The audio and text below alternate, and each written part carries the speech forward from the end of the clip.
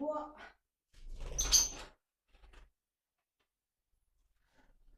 看一下啊，正常不正常了？能是吧？好的，能听到啊，听到就可以了。能听到就好。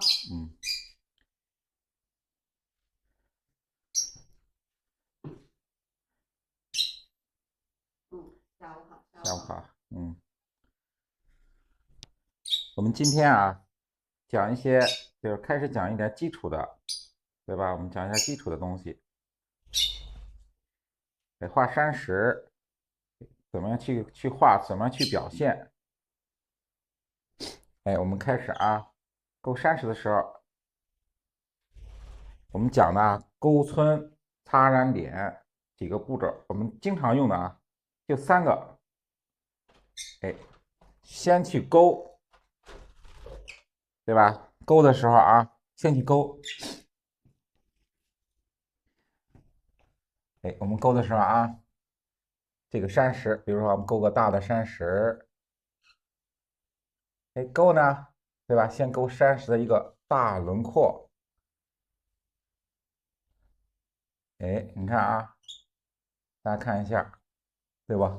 第一步，我们把山的这种外轮廓我们勾出来，勾出来以后，对吧？勾出来以后，第二步呢，我们要把山石的这个块面分出来。第二步，我们分出块面，块面怎么去分？你看啊，中间一笔，对吧？左边一笔啊，在中间的位置，我们左边一笔，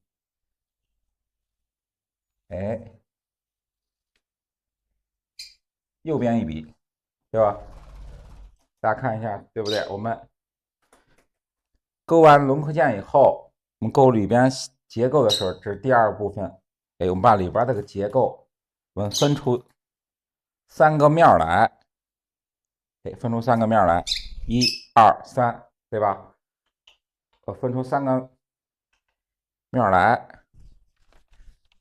我们怎样把这个山石处理它有立体感，对吧？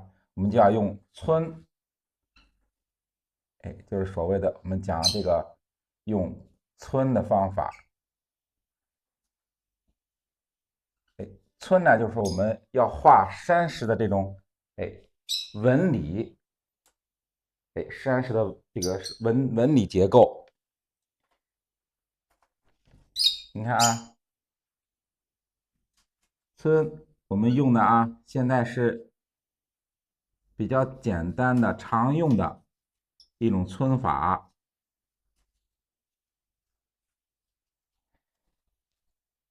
叫什么皴法，对吧？我们常用的就是披麻皴。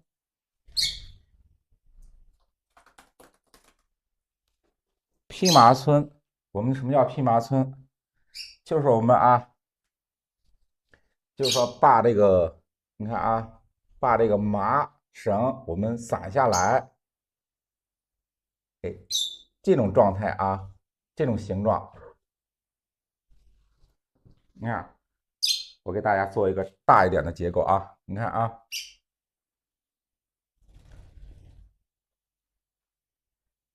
就是我们这种麻线，麻线以后我们把它散开，你看，这样啊，这样的结构，这样的结构，就是好像我们的麻绳啊，就披散着，披散下来，这样的结构，有长的这种长的披麻，这种是短的披麻。这个披麻呢，我们常用到南方的山石啊，南方的土质的这种山，还有呢，就是说我们就是说钝的，就是说圆的那种山形，常用这种披麻皴。你看，对吧？就是那种麻绳散开那种形状啊。常用的线条，我们就是说画山的时候啊，常用的是用长匹马；近处的山石，我们用的是短匹马。你看，短匹马用的时候也是啊，我们用在什么地方？用在我们结构线的后面，结构线的后面。看，就加在结构线的后面，然后前面这个块面啊，我们留出来，留出来以后，怎么去表现？也是，还是用这个短匹马，左右去皴，对吧？左右去皴。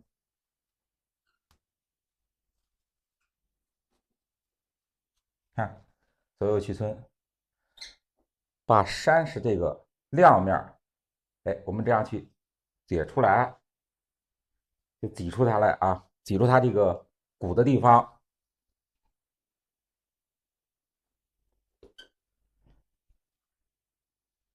看近处的山石，我们用短匹马去表现；远处的山石，山的时候啊，我们用长匹马去表现。你看，我画了山形以后，我们把山的大致这个轮廓勾出来以后啊，用这种长的匹马这样去表现。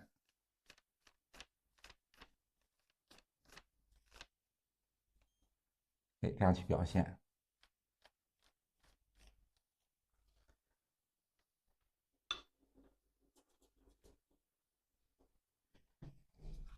尤其我们画这个山石的时候啊，注意分这个块面的时候，这个上面的受光的地方，就是我们最亮的地方，这地方一定要留出来。留出来以后啊，你看，记住我们不要交叉，不要交叉，留出来以后，我们皴的越多啊，这山石的结构越明显。这个不是，这不是这个解锁皴也是这么匹马皴的一种啊。我们整体上这个皴法，一个是啊，就是一个以线为主的，以线为主的匹马皴、解锁皴、短匹马、长匹马，是以线为主的这种皴法。一种呢是以这个块面结构为主的一种皴法。这儿我们主要啊是长匹马、短匹马。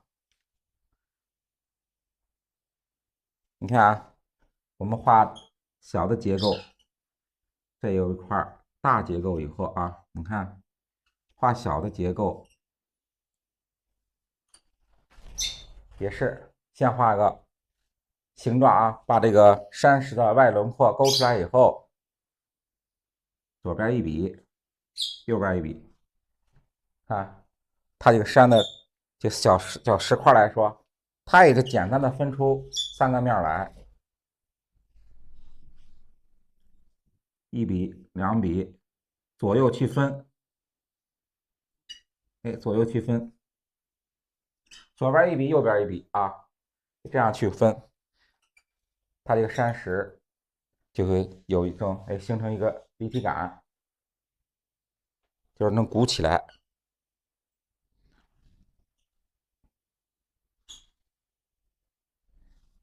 那远山也是啊，我们画山的时候啊，你看，要是说，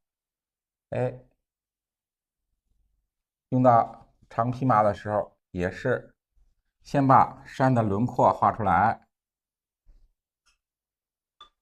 轮廓画出来以后，对吧？我们向下，只是说在线上一个延伸啊，一个延伸。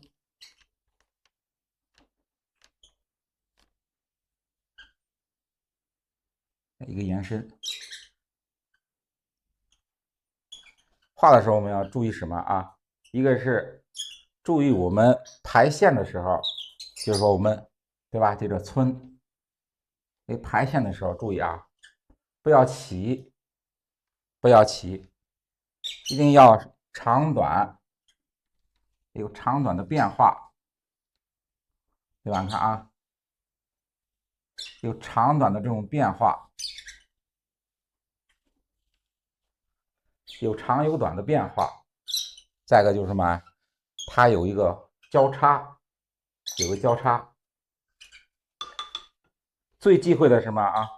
我们画这个山石的时候，村的时候啊，最忌讳的是比较忌讳的啊，比较忌讳的是，你看啊，一个是一个结构，两个结构，三个结构，对吧？这山石的结构，也比较忌讳是这个啊。你看这样的山石特别平均，对吧？特别平均。这种山石来说啊，我们最忌讳的是这种山石，不要这样去勾，一定要有它有个变化，有个变化，宽窄、交叉，对吧？一定要有变化。还有我们注意啊，还有注意我们用线用墨的这种变化。有的啊，我见有的画画啊，你看画山石，用一种墨色，你看啊，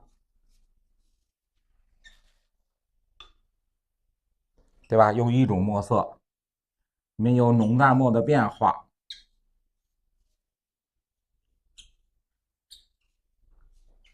村的也是啊，你看它没有这个浓淡墨的变化。村的时候也是好特别平均的去村。哎，这种山石来说啊，就是我们讲的国画里边讲的比较板，哎，比较板。我们一定要注意，我们开始入手的时候啊，开始入手学画的时候，一定要记住，要从正统的这个东西里边去学。哎，正统学就是说，我们开始学的时候，一定要接触到正统的、正确的方法，正统的方法。你学了以后啊，比如说以后啊，你再搞别的这个创作呀、写生啊，哎，都能用得到。但是你不会走弯路，不会走弯路。我们讲究的啊，我们中国画讲究的一个是用笔，一个是用墨，对吧？一个是用笔用墨。我们现在就是讲不到这个气韵、那个生动什么之类的啊，但是笔墨一定要掌握住用笔用墨的方法，正确的方法。你看我们勾的时候啊，尤其我们勾山石的时候，这个结构线，对吧？一定要注意它有一个粗细线的转折变化。比如说，你看我们要画这个山石的时候，如果你画的时候啊，你看你画的时候，一个线条下来，对吧？它没有一个粗细的变化，没有粗细的变化，给人感觉就这有什么？就是说，整个一个线条下来以后，特别平均的下来，它有什么变化？就是一看这石头就是特别光的啊，你看特别光的，对吧？一点变化没有。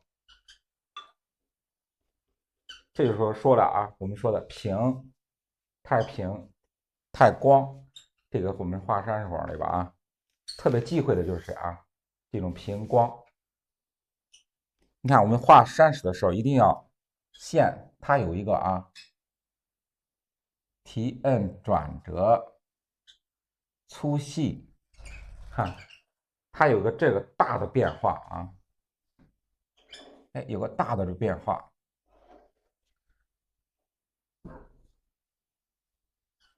嗯，对吧？它有个大的这种线条的变化，就是我们画山水画的时候啊，尤其画我们国画的时候，用笔用墨，哎，这是占到我们画里边很重要的一部分。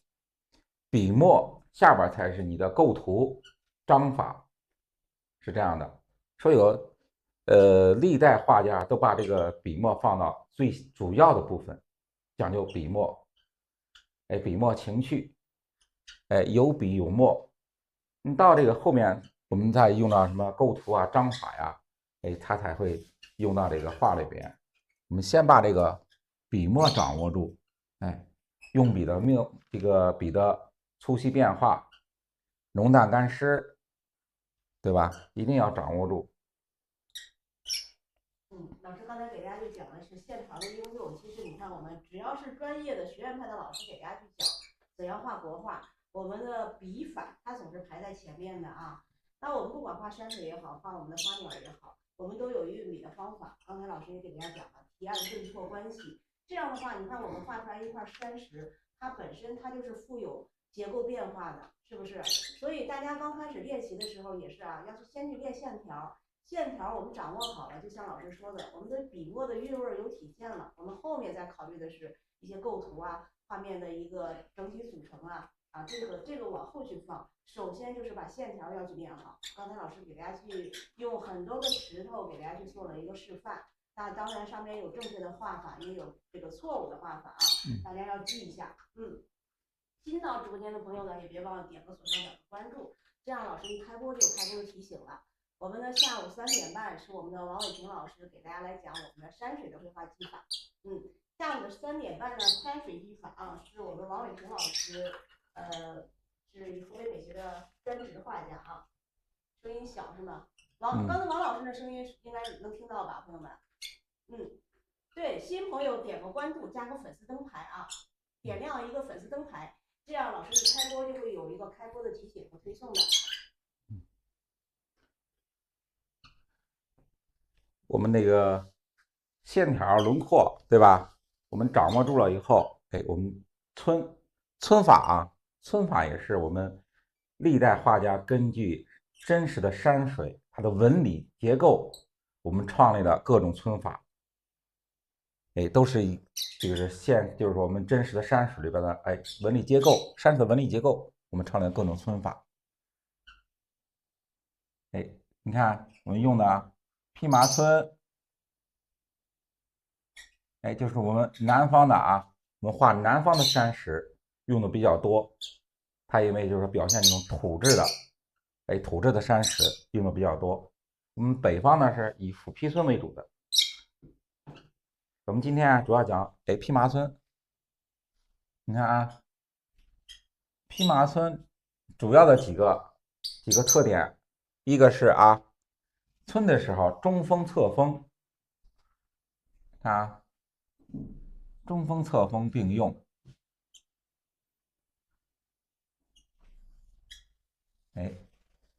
中锋侧锋并用。然后它这个皴的时候，它线要沿着同一个方向，去向下皴的时候，稍微有交叉，然后它皴的线有长短的变化，你看我们皴的时候，一个是墨色的变化，一个是线长短的变化，对吧？你看，这是我们的披麻皴，这样的去皴啊。不要说我们画的时候，你看，比如说画这个山石，画完了以后，你就按这个结构，你这样去排列，对吧？这样去排列，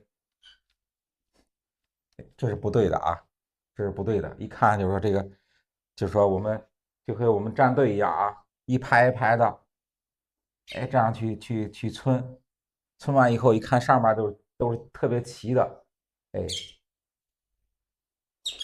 就是说它没有那个线的那种变化，还有墨色的变化。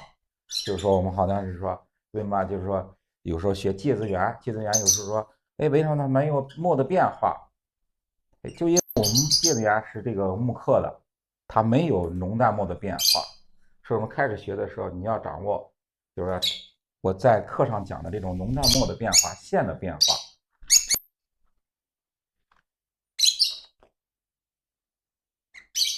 哎，我们皴的时候也是由前向后，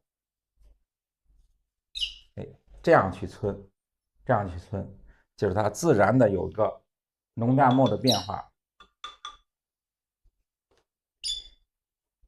哎，就是我们调墨的时候，你看，每次强调我们调墨的时候，把笔洗干净。大家看一下，把笔洗干净以后，笔尖的地方，啊，笔尖的地方我调好墨。哎，看，我们大家看一下，笔尖的地方是重墨，到笔的中心地方，你看，笔尖的地方重墨，到笔肚的地方淡墨，笔根的地方就是清水。它有一个啊，你看啊，哎，重墨，对吧？我这个笔啊，一支木变啊，就是用一支笔去表现。你看，第二笔的时候，对不对？它的墨，哎，就变成淡墨了。哎，第三笔，对吧？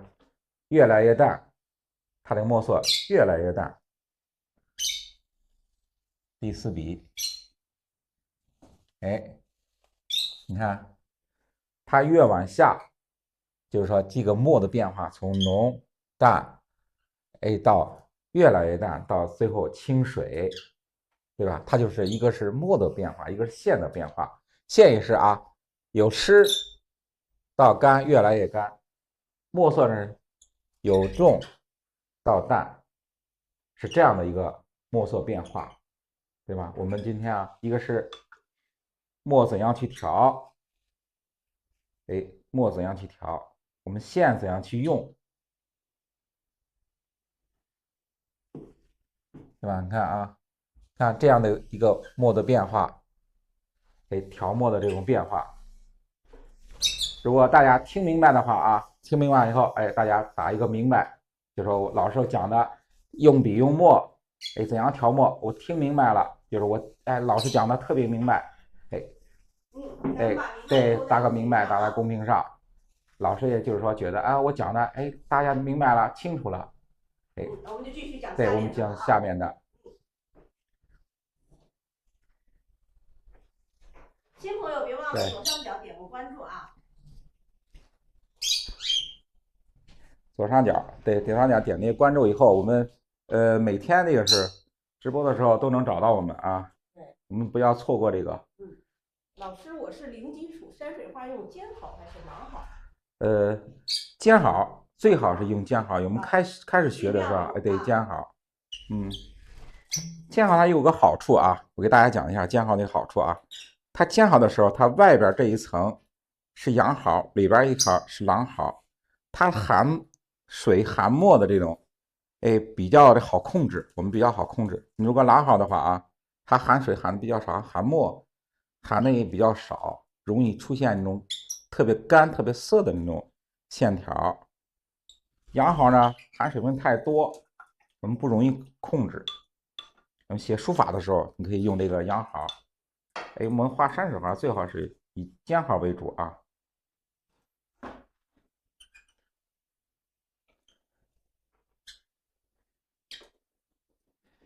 看我们画这个线的时候，对吧？我们讲了披麻皴的这种怎样去皴，长的这种披麻皴，短的披麻皴，我们怎样去运用啊？一般的时候啊，我们画山水的时候，近景的山石，哎，近景的山石就以短披麻为主啊，以短披麻为主。短披麻就是啊，我们上面是长的披麻，哎，用短披麻就是以短的线条去变化，对吧？哎，短的线条去变化，对吧？看，哎，以短的线条去变化，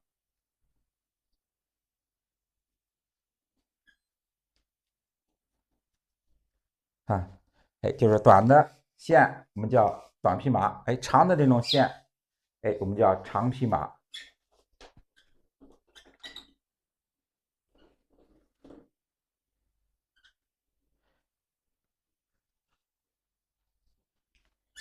让我们勾小的30，哎，勾小的30的时候啊，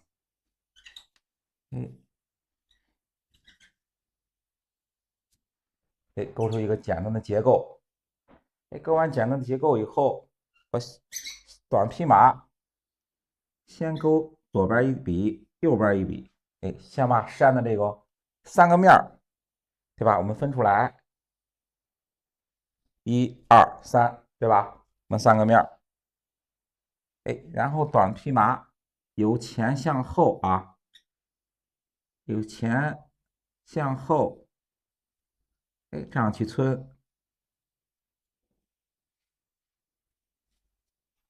看，很简单，我们就能画出一个山石来，对吧？哎，很简单，我们就画了个山石来。注意啊，我们讲过这个啊，最忌讳的不是比较忌讳的啊，比较忌讳的一个是这个结构的这种特别平均啊，1、2、3这种平均的啊，距离相等。哎，最忌讳的，比较忌讳的是这个啊。哎，比较忌讳的是这种称法。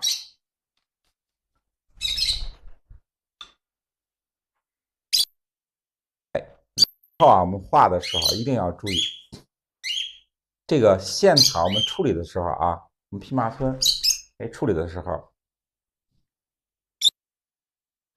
中锋，哎，中锋侧锋为主啊，中锋侧锋为主，哎，中锋侧锋为主。到最后的时候啊，到最后的时候，哎，我们用什么？哎，用淡墨。比如说，我们看几个山石，哎，处理完以后，哎，我们可以用淡墨去渲染。你看，这样去渲染。你渲染的时候，我们要注意什么？注意，我们要把这个村的地方，哎，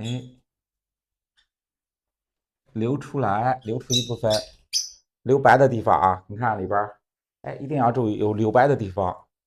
为什么一直强调我们不要这种并排的去村啊？一直强调这样，不要就是并排的去村。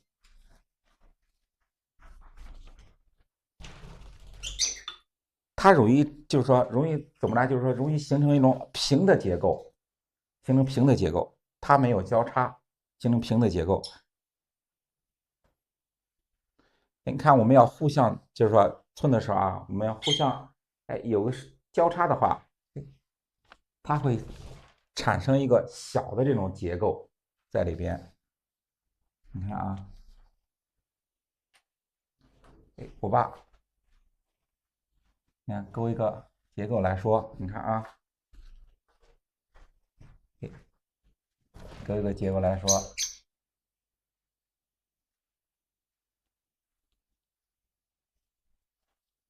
你看互相交叉以后啊，它在里边还有产生一些哎小的这种层次，对吧？小的层次，你如果你看，就是我们做的这个错误的示范的时候，它只是平排的下来以后啊，它没有一个交叉，它就形成一个特别平的结构，然后糊到一起，对吧？糊到一起。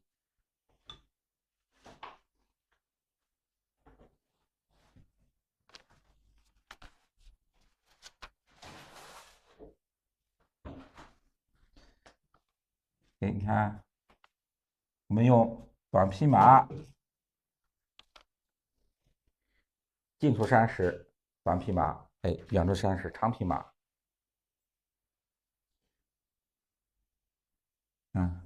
我们右边的时候啊，就是说用笔的时候画匹马的时候用笔的时候啊，虚笔入，哎，虚笔入，实笔收，哎，是这样的啊。到我们左边的时候，我们画左边的山石的时候，这个结构的时候，哎，要实笔入，虚笔收，哎，它两个用笔是相反的啊，是相反的。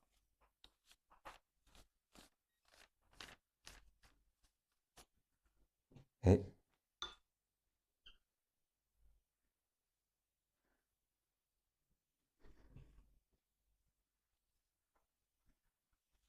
你看我们用笔的时候啊，注意，一个是实笔变虚笔，一个是虚笔变实笔啊，两个变化。